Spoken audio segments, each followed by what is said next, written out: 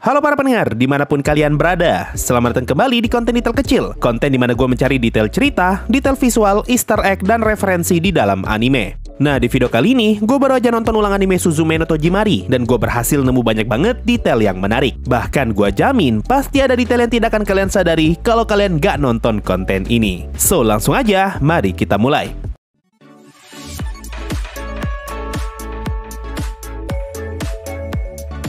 Pertama, di bagian awal movie, kita diperlihatkan Suzume kecil yang lagi tersesat di dalam Tokoyo. Dan di sana ada kapal yang nyangkut di atas gedung. Kapal yang sama pun muncul kembali ketika Suzume berhasil menyegel Mimizu. Dan terungkap kalau semua barang di tempat itu ternyata adalah barang-barang dari kotanya Suzume yang telah musnah akibat bencana. Jadi buat yang gak nyadar, alasan kenapa bisa ada kapal yang nyangkut di atas gedung, karena kapal itu ikut terbawa tsunami dan berujung nyangkut di atas gedung. Detail kedua, kalau kalian cuma nonton sekali, kalian pasti mengira kalau kursinya Suzume baru diperkenalkan ketika Shota masuk ke dalam kamarnya Suzume. Padahal kursi itu sudah kelihatan sejak awal movie, yaitu ketika Suzume bangun tidur. Kalau kalian perhatikan pojok kanan bawah, bisa terlihat kalau Suzume menggunakan kursinya sebagai tempat untuk menaruh buku. Detail ketiga, setelah bertemu dengan Shota di tengah jalan, Suzume malah pergi mengejar Shota ke lokasi pemandian yang sudah ditinggalkan. Lalu Suzume ngomong kalau dia merasa terikat dan dia merasa pernah melihat laki-laki itu. Ini karena di bagian akhir movie, kita diperlihatkan Suzume kecil yang sempat melihat Shota ketika dia mau keluar dari Tokoyo. Detail keempat, setelah Suzume sampai di lokasi pemandian yang sudah ditinggalkan, kita diperlihatkan Suzume yang melompati tanda dilarang masuk. Scene ini ngasih tahu kita kalau Suzume tidak mau repot menggeser tanda itu, dan dia lebih memilih melompati tanda tersebut. Tapi ketika Suzume balik lagi ke lokasi itu, bisa kita lihat kalau tanda tersebut sudah tidak lagi menghalangi jalan. Ini berarti orang yang menggeser tanda tersebut adalah Shota ketika dia masuk ke area pemandian. Detail kelima, kalau kalian sadar, ketika Suzume dan Shota balik dari pemandian, bisa dilihat kalau Suzume tidak membawa sepedanya. Padahal Suzume datang ke lokasi itu sambil membawa sepeda. Ini berarti semenjak Suzume berangkat naik kapal sampai dia pulang, sepedanya dibiarkan tergeletak begitu saja di lokasi tadi. Detail keenam, setelah Suzume merawat Shota, mereka pun bertemu dengan kucing liar dan Suzume bertanya apakah kucing itu mau jadi peliharaannya. Kucing itu pun merespon dan dia merubah Shota menjadi kursi. Nah, buat yang gak nyadar, akar permasalahan di movie ini sebenarnya adalah Suzume itu sendiri. Mulai dari Suzume yang time travel, Suzume yang lepas batu kunci, dan Suzume yang minta Daijin untuk jadi kucingnya. Jadi, alasan kenapa Shota bisa jadi kursi, karena Daijin sudah tidak lagi mau jadi batu kunci, dan dia pengen jadi kucing peliharaannya Suzume sesuai dengan permintaannya Suzume tadi. Detail ketujuh, kalau kalian sadar, sebelum Shota jadi kursi, tangan kirinya sempat terluka dan dia sempat diobati Suzume. Bahkan sampai akhir movie pun, tangan kirinya Shota masih tetap luka. Nah, kondisi tangannya Shota kurang lebih mirip seperti kursinya Suzume yang kehilangan salah satu kakinya, di mana Shota dan kursinya Suzume sama-sama mempunyai kekurangan di area tangan atau area depan sebelah kiri. Detail ke-8, setelah naik kapal, Suzume pun menelpon tantenya dan ngomong kalau dia lagi menginap di tempatnya ayah. Lalu kita diperlihatkan tantenya Suzume yang lagi berdiri di depan fotonya Suzume ketika masih kecil.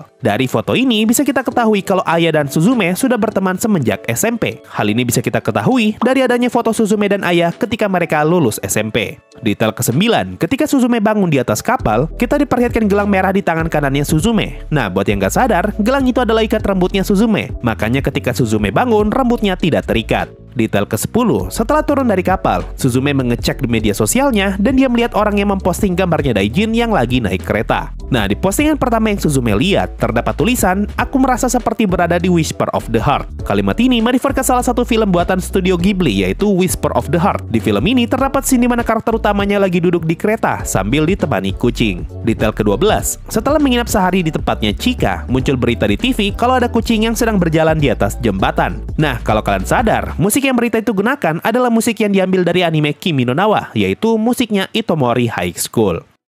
この猫ちゃんどこから入り込んだのか堂々と吊り橋を歩いています。明石海峡大橋には水上こりゃあんただって昨日は自分の机もロッカーも忘れたって言って髪は寝癖ついとったしリボンはしとらんかった。 Detail ke-13, setelah dari tempatnya Chika, Suzume masih tetap mencari Daijin dan ternyata Daijin sudah berada di Kobe. Lalu Suzume pun bertemu dengan ibu-ibu yang mau mengantar dirinya ke Kobe. Nah, di tengah perjalanan, mereka sempat singgah di McD dan nama McD-nya sama sekali tidak diplesetkan. Ini karena McD jadi salah satu sponsor untuk film Suzume. Bahkan mereka sampai ngebuat iklan McD dengan menggunakan karakternya Suzume. Selain itu, kita sempat diperlihatkan scene tantenya Suzume yang melacak posisinya Suzume melalui transaksi rekening dan terdapat tulisan kalau Suzume baru saja belanja di McD Kobe. Scene ini pengen ngasih tahu kita kalau Suzume beli makanan pakai uangnya sendiri dan dia tidak ditraktir ibu-ibu tadi. Detail ke-14, setelah sampai di Kobe, Suzume pun diminta untuk membantu di bar milik ibu-ibu tadi. Dan di sini ada beberapa scene yang memperlihatkan para pelanggan lagi nyanyi. Nah, lagu pertama yang dinyanyikan adalah lagu band The Checkers yang berjudul Jagged Heart Lullaby.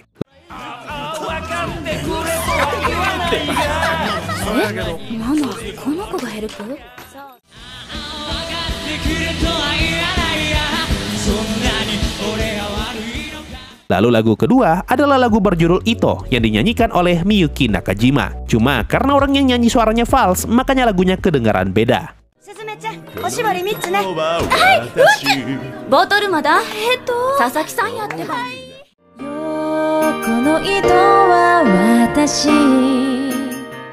Dan lagu ketiga adalah lagu berjudul Otoko no Onna no Love Game yang dinyanyikan oleh Mikahino dan Shiro Aoi.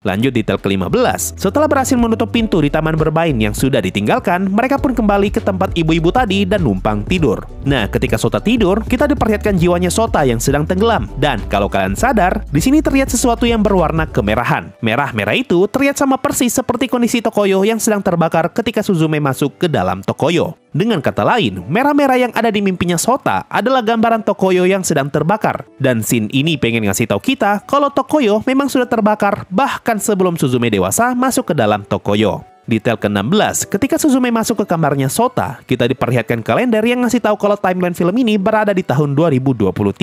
Lalu ketika Suzume baca buku tentang sejarah penutup pintu, kita pun diberitahu kalau 100 tahun yang lalu, pintu di Kanto pernah terbuka dan menghancurkan tempat tersebut. Nah, kejadian yang disebutkan tadi merefer ke kejadian di dunia nyata, yaitu gempa besar Kanto yang terjadi pada tahun 1923. Tepat 100 tahun sebelum tahun 2023. 17. Setelah berhasil menyegel salah satu kepala Mimizu, Suzume pun terjatuh dan diselamatkan Daijin. Lalu kita diperlihatkan Suzume yang lagi bermimpi mengenai masa lalunya. Di sini Suzume bermimpi mengenai ibunya yang lagi ngebuat kursi, dan berdasarkan buku hariannya Suzume, kita bisa tahu kalau kursi itu dibuat pada tanggal 24 Mei. Nah, yang menarik, di bagian akhir terungkap kalau bencana tsunami melanda tempat tinggalnya Suzume pada tanggal 11 Maret 2011. Ini berarti kursinya Suzume sudah dibuat sekitar 1 tahun sebelum bencana tsunami terjadi, yaitu pada tanggal 24 Mei 2010. Detail ke-18, berapa banyak dari kalian yang nyadar kalau tangan kanan kakinya Sota buntung? Meskipun gue udah nonton anime ini sampai 3 kali di bioskop, gue sama sekali nggak sadar detail ini dan baru nyadar setelah nonton ulang di komputer. Detail ke-19, setelah menutup pintu di Tokyo, Suzume pun balik ke kamarnya Sota dan mengganti bajunya. Nah, kalau kalian sadar, semenjak saat ini sampai movie-nya tamat, jepit rambut Suzume yang warna kuning sudah tidak ada, dan dia sudah tidak lagi menggunakan gelang. 20. Di saat Suzume mau berangkat mencari Sota, Suzume malah bertemu dengan Serizawa, dan Serizawa berniat mengantar Suzume. Tapi di luar perkiraan, tantenya Suzume malah ikut naik di mobilnya Serizawa. Lalu ketika mereka berangkat, Serizawa memutar sebuah lagu. Tapi tantenya Suzume ngomong kalau lagu itu berisik, dan Serizawa membalas kalau ini adalah lagu perjalanan yang paling cocok. Apalagi kita juga punya kucing. Nah, scene dan lagu ini merefer ke scene pembuka di film buatannya Ghibli, yaitu Kiki Delivery Service, di mana kita diperlihatkan Kiki dan kucingnya yang lagi dalam perjalanan untuk memulai pelatihan sebagai penyihir. Dan Kiki membawa radio yang sedang memainkan lagunya Yumi Matsutoya yang berjudul Roge no Dengon. Ano hito no mama ni au tame ni Ano hito no mama ni au tame ni. Detail ke-21, di saat Suzume lagi tidur, Serizawa ngobrol dengan tantenya Suzume dan tantenya ngomong kalau dia telah merawat Suzume selama 12 tahun. Ini berarti Suzume kehilangan ibunya pada tahun 2011. Lalu di bagian akhir movie, terungkap kalau ibunya Suzume ikut menjadi korban tsunami yang melanda kotanya Suzume. Ini berarti kejadian tsunami yang melanda tempat tinggalnya Suzume merefer ke kejadian di dunia nyata, yaitu gempa 9 skala Richter yang menyebabkan tsunami Jepang pada tahun 2011. Detail ke-22, selama di perjalanan, mereka sempat melewati beberapa beberapa daerah yang sudah ditinggalkan akibat bencana. Dan kalau kalian sadar, mereka sempat berpapasan dengan truk yang membawa spanduk bertuliskan tanah yang terkontaminasi. Tulisan ini kemungkinan merefer ke bencana nuklir Fukushima Daiichi yang juga terjadi akibat efek dari gempa bumi dan tsunami pada tahun 2011. Meskipun sudah 12 tahun berlalu, sepertinya tanah di area itu masih tetap terkontaminasi akibat radiasi nuklir yang bocor. Detail ke-23, setelah berpapasan dengan truk tadi, Serizawa pun memutar sebuah lagu berjudul Sweet Memories yang dinyanyikan Seiko Matsuda.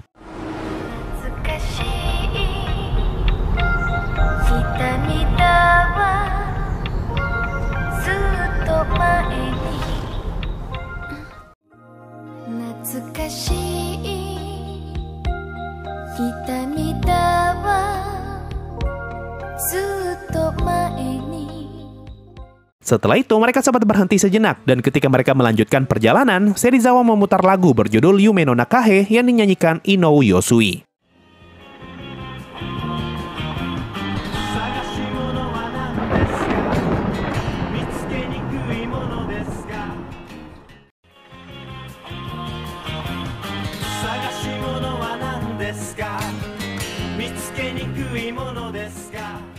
Tidak lama kemudian, tiba-tiba saja hujan, dan mereka pun berhenti sejenak di tempat peristirahatan. Nah, di sini Suzume dan tantenya sempat bertengkar. Lalu untuk mencairkan suasana, Serizawa mencari lagu yang cocok, dan ada 3 lagu yang sempat diputar. Lagu pertama berjudul Graduation yang dinyanyikan Saito Yuki.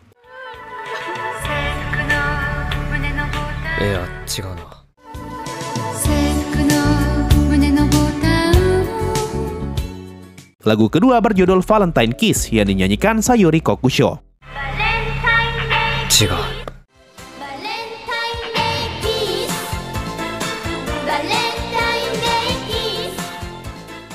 Dan lagu ketiga berjudul Kenkao Yamete yang dinyanyikan Naoko Kawai.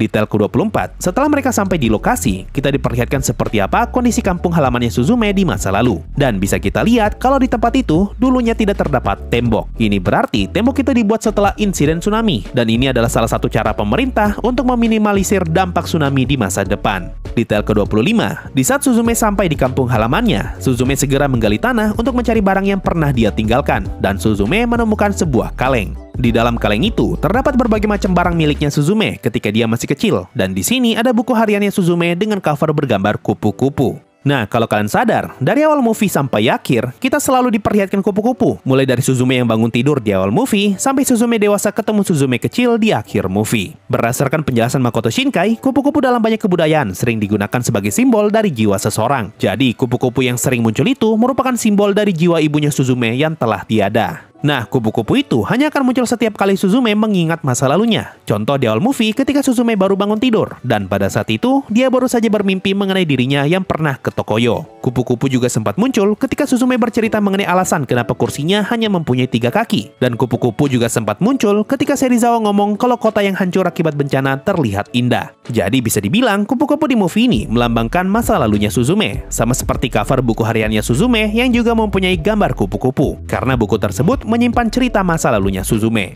Selain itu, kupu-kupu ini juga merupakan simbol kalau Suzume masih dihantui masa lalunya dan dia masih belum bisa move on dari kejadian itu. Suzume baru bisa move on ketika Suzume dewasa menyerahkan kursinya ke Suzume kecil. Makanya di scene ini kita diperlihatkan kupu-kupu yang menghilang tertiup angin ketika Suzume menyerahkan kursinya. Detail ke-26, setelah berhasil menyegel Mimizu, Tokoyo pun kembali normal dan Suzume menemukan kursinya yang tergeletak di tanah. Lalu dia bertemu dengan versi dirinya yang masih kecil. Nah, kalau kalian sadar, kursi yang Suzume temukan di sini berbeda dengan kursi sebelumnya. Hal ini bisa kita lihat dari adanya retakan di bagian bawah kursi ini. Ketika di Tokoyo, kursinya Suzume terlihat masih baru dan tidak mempunyai retakan. Padahal di bagian awal movie, kita sempat diperlihatkan bagian bawah kursinya Suzume yang sudah retak. Ini berarti kursi aslinya Suzume sebenarnya sudah hilang semenjak Sota balik jadi manusia. Dan kursi yang Suzume temukan di Tokoyo adalah kursi yang berbeda. Detail ke-27, kalau kalian perhatikan scene terakhir di film ini, ada beberapa detail menarik yang bisa kita dapatkan. Pertama, kita diperlihatkan Serizawa, Suzume dan tantenya yang lagi nyanyi bareng di atas mobil. Padahal sebelumnya, Suzume dan tantenya tidak suka dengan lagu yang Serizawa putar. kedua, ketika Suzume naik kereta bareng Sota, Suzume sempat protes karena dia ketiduran dan tidak sempat ngelihat Gunung Fuji. Hal yang sama juga masih terulang di mana Suzume masih tetap ketiduran ketika dia pulang bareng tantenya. Dan ketiga, di scene ini bisa kita lihat kalau para bocil ini sudah punya kursi baru yang dibuat mirip seperti kursinya Suzume. Hal ini bisa kita lihat dari adanya mata di kursi itu. Detail ke-30, di scene ini kita diperlihatkan meja belajarnya Suzume dan di sana ada buku dengan judul Cara Menjadi Perawat. Scene ini pengen ngasih tahu kita kalau Suzume sudah serius untuk jadi seorang perawat sama seperti ibunya. Hal ini bisa kita lihat dari banyaknya marker atau penanda di buku itu yang jauh lebih banyak daripada yang kita lihat di awal movie. Dan detail terakhir, di bagian paling akhir kita diperlihatkan Suzume yang bertemu kembali dengan Sota. Scene ini kemungkinan terjadi pada musim winter, yaitu antara bulan Desember sampai Februari. Hal ini bisa kita lihat dari nafasnya Suzume yang mengeluarkan embun dan juga pakaian sekolahnya yang lebih tebal daripada sebelumnya. Nah, cerita Suzume yang kita lihat sepanjang movie semuanya terjadi pada bulan September 2023. Hal ini bisa kita lihat dari tanggal di HP-nya Serizawa, yaitu tanggal 28 September. Jadi, ada jeda sekitar 3-5 bulan sampai akhirnya Suzume bisa bertemu kembali dengan Sota. Nah, itu tadi semua detail yang berhasil gue temukan setelah nonton Suzume no Tojimari berkali-kali. Setelah konten ini, gue bakal ngebuat satu konten lagi, yaitu konten penjelasan cerita Suzume no Tojimari berdasarkan semua detail yang telah gue temukan. So, sampai jumpa di konten berikutnya. Mungkin itu saja untuk video kali ini. Makasih semua yang sudah mendengarkan sampai di titik ini. Sampai jumpa di video berikutnya, dan bye-bye.